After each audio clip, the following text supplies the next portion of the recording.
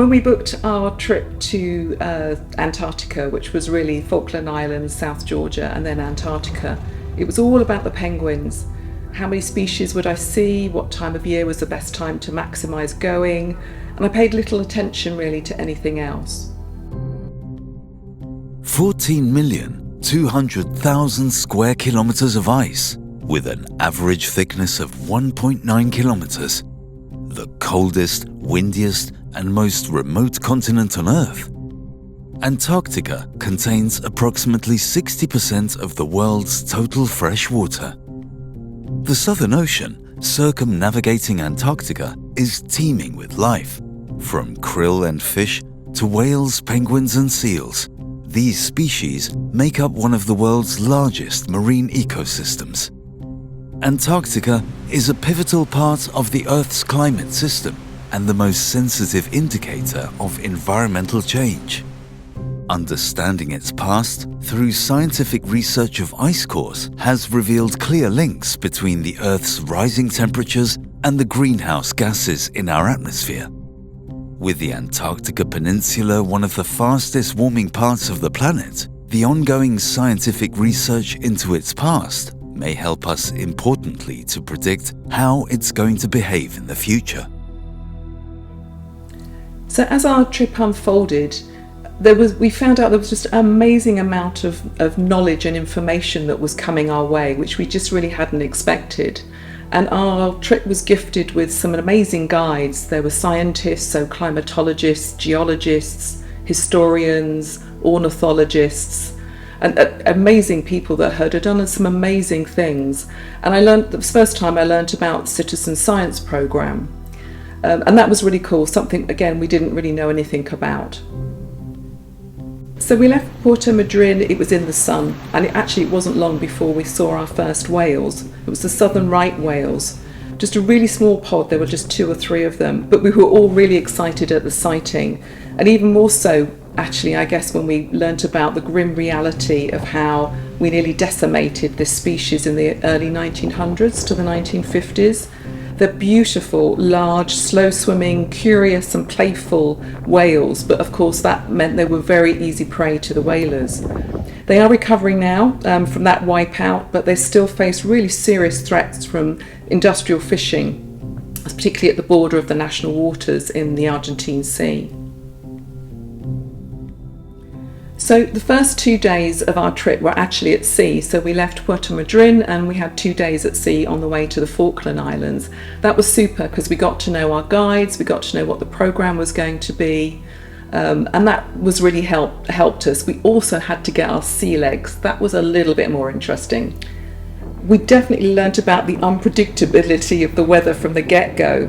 And as soon as we got to the Falkland Islands, we already had aborted landings just because of the weather, particularly the swell of the sea. And that continued on our arrival at South Georgia. But prior to that, we'd really started our lessons in climate change, both through some of the lectures that we'd had on board and then also this introduction to the Citizen Science Programme. And that for us on that trip was oceanology, marine biology, some ornithology, and meteorology. And we took part in things like counting specific birds, reporting back clouds to NASA, and learning how to spot identifying marks on whales and reporting it back to this website called the Happy Whale. We also did things like tested water temperature, salinity and the krill content, and that was the one that I took part in. So a small team from the South Georgia Heritage Trust boarded the ship just before we reached South Georgia. And that was quite interesting. We learned an awful lot about what they've been doing cleaning up the island, not just themselves, but they worked very closely with the government of South Georgia and also the Friends of South Georgia too. But particularly we were interested in this eradication of the rats from the island. That was mainly the South Georgia Heritage Trust that were responsible for that, and it was a 5-year programme.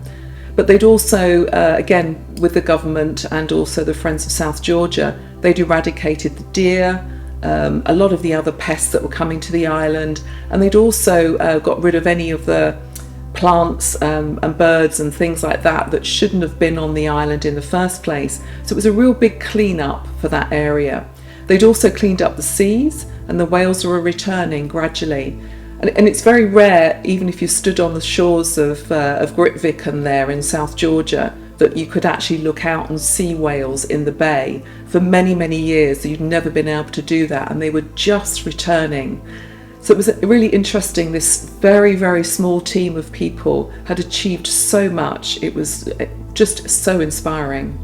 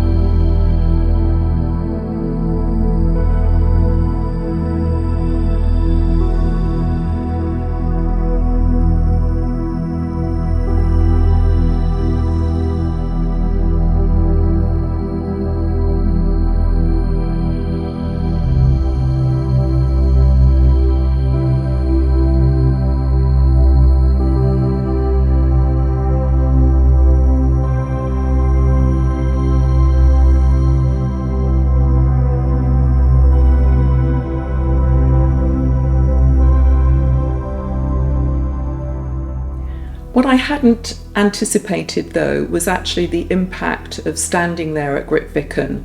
So as you approach it, so Grytviken's where the whaling stations were from the early 1900s to about 1960s.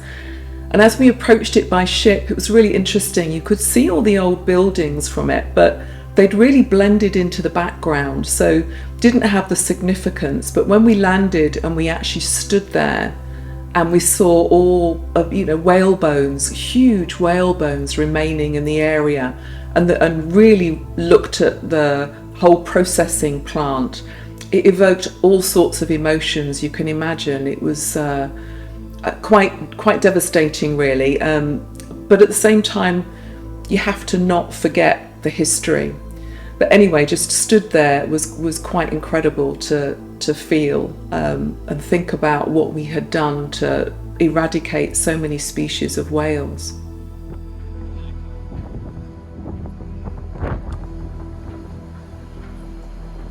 It's really easy to focus on the negative impact of the whaling industry, as I said, standing in that place and surrounded by those decaying buildings.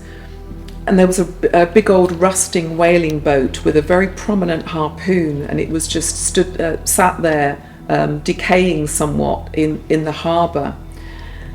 And it was really a reminder of how we pushed those whale species to the brink of extinction.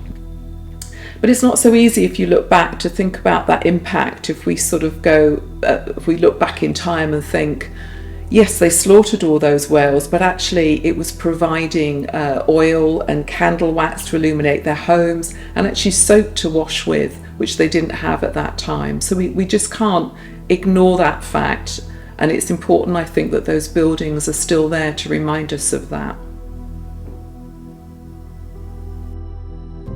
Future generations cannot learn from history if we eradicate the visible signs and monuments from our past. The juxtaposition of the beauty and extensive wildlife on the South Georgia beaches and surrounding ocean compared to the aging remains of the Grytviken whaling station, where mankind nearly wiped out entire whale species, is a case in point.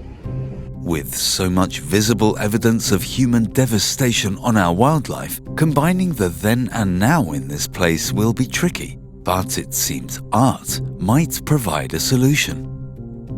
Plans for the Grytviken Spirit Table sculpture, 7 large steel tables showing both the devastation of the 6 whale species in the Southern Ocean and, more importantly, their recovery, may be a way of expressing history and showing future hope.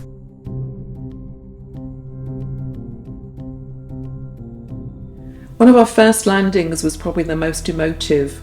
We arrived at Gold Harbour Beach about 5:30 a.m. in the morning. It was the only time we could land due to the weather. The sun was just rising, and the beach was just filled with wildlife. It just unimaginable, and it wasn't just visual. That impact was also the smell, the sound, the cacophony of the wildlife. and the distinct absence of the sound of humans. It was an incredible experience, and we all said afterwards that it was like a new dawning for us. And that was the moment, that was the aha moment. That was the moment when we realised this planet's so fragile and we're contributing to its destruction, and we have to do something about it. That was the time. So back on the ship, on the way to the Draugaski field, we sailed through this most amazing field of icebergs. You could feel the cold radiating off them as we sailed, pretty close to them really. And the wind, God, it was absolutely amazing. They cracked and they squeaked as they moved through the water, and they were caving and breaking into smaller pieces. And we'd had a geology lesson, interestingly, on identifying the different rocks. So as we'd entered the field, we were looking at 200 million year old rocks on one side and then 50 million year old rocks on the other. And our time as humans on the planet is just a pinprick, and it couldn't have been any more obvious than at that point.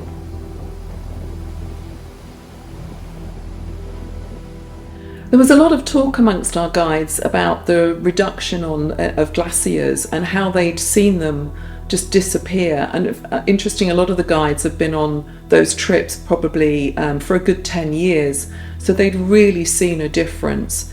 And actually it was pretty disturbing. It was for the passengers, we again really realized the impact of what we were doing on these glaciers, just hearing them talking about the disappearance of this glacier or that glacier.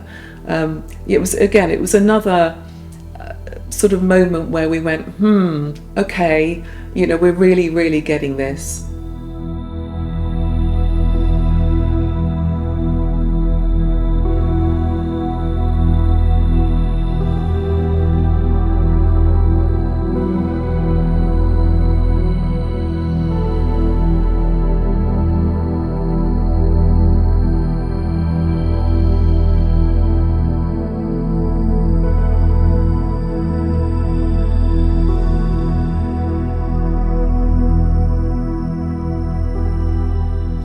So man's always been interested in this region. If you look back in history, all the Antarctic polar explorations that have been, and one of the ones that's probably the one that most people know most about is Shackleton. And we were gifted with this amazing historian on our ship. So as a guide, he told us an awful lot about the history and reenacted quite a lot about Shackleton. But it's amazing, again, just to be there and just to see that, to see where, well, obviously not where the ship was rocked in ice, but to see where the men escaped from that eventually in their lifeboat and got to Elephant Island. And it's this tiny spit of land, and there's nothing there, really stark, just rocks, in a small sort of mountainous area. You think, how on earth did they ever survive that time there? And then for them to go from there across the sea in a lifeboat to try and get to South Georgia, and then arriving at South Georgia, the wrong side of the island to where the whaling stations were, and totally ill-equipped to do that climb that they had to do over snowy mountains to get to Grytviken. But they did that, this small team, and then Shackleton went back. I think it took 2 attempts before they could rescue his men, but went back to Elephant Island and rescued all of the men. And they lost not one life at that point from Elephant Island to South Georgia. Incredible leadership, and fascinating to think about those historic moments. Elephant Island is the tiniest, barest bit of land you can imagine, and how on earth Shackleton's men survived waiting for their rescue, goodness knows. So we had geology and climate lectures on board by a guy called Bob Gilmore. He was quite an amazing scientist. He'd been working on the McMurdo station for 4 years. Normally scientists are invited for 2, but he got asked back for another 2 years. So quite amazing that he was on our ship talking to us and presenting to us. And I'll never forget the last 2 days at sea. We coming back from Antarctica up to Ushuaia. And he gave us a presentation. It was called Our Changing World. And the amount of information he had, I'd never seen facts and figures like that. Obviously that was coming from his own research, but it was pretty scary stuff on climate change and how we had impacted that. And I just remember the whole ship lounge was full of, most of us were sat there listening to it, and we were all saying, what is it we can do? We have to do something to change. And a lot of people were saying, well, can I actually affect that as an individual? And he was saying, yes, you can. Every single little thing that you do makes a difference. And I'll never forget the impact of that last presentation. It was pretty somber, really, and I guess quite a somber note to finish on, but quite necessary. The interesting thing was it inspired, certainly for me, to become an ambassador for that area and to do something. I knew I wanted to do something. I didn't know what that was going to be or what it was going to lead me to. And I know I wasn't alone on that trip. So if those trips can create those ambassadors for that area and for our climate, to try and stop what we're doing to make the climate impact worse, then it's worth it for sure.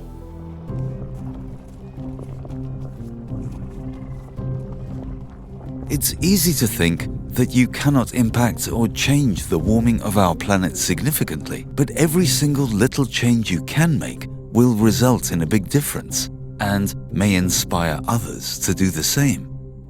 It doesn't matter whether it's walking rather than driving that short distance, taking your own bag to the shops, having a leftovers night rather than wasting food, refusing to support single-use cups, giving a gift of adopting a penguin or a whale, or shopping your own wardrobe rather than buying something new. There are many conservation organizations out there, often small, very targeted and achieving masses, such as the South Georgia Heritage Trust did when they eradicated the rats and cleaned up South Georgia. If nothing else, support these organizations so they can continue their work. All it takes is, for example, for everyone to donate the cost of their next coffee. Think of the difference that would make to our planet.